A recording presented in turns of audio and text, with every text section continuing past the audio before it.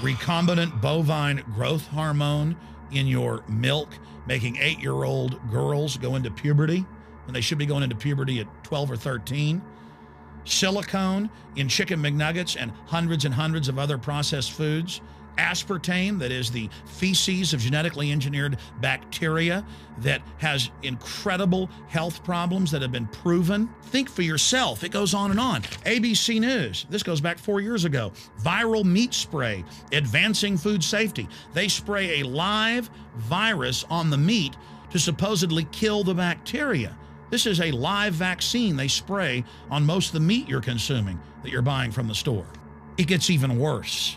The petroleum distillates, or toxic waste that's left over from petroleum refineries that refine oil into gasoline, they take these tens of millions of pounds of toxic waste that's left over, the fluoride, the mercury, the lead, and they dump it on crops as supposed fertilizer. And what do crops like tomatoes and corn and potatoes do?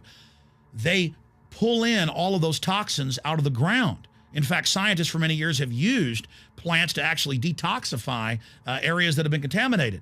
And those plants are pulling all of this up, and then you are eating it.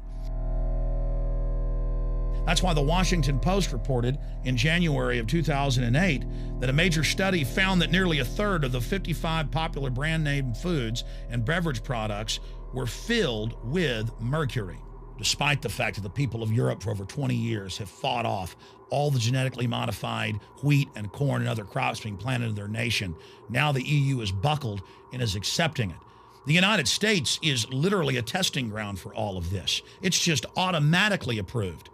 And the people that work for these corporations, they're compartmentalized. They don't know what's going on. The people that work at these stores, they have no idea what's happening. This is affecting all of us. This is hurting everyone.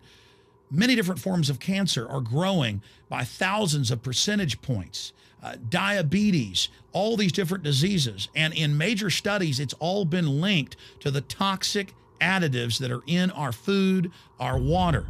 And I haven't even had time to get into MSG. I mean, I've interviewed brain surgeons, neurologists, scientists. I mean, it just devastates the brain. It's an excitotoxin. It destroys the liver, and it is in tens of thousands of products. We can say no. We can stand up. But if you've got a neighbor giving fluoride water to their baby, please go over and warn them.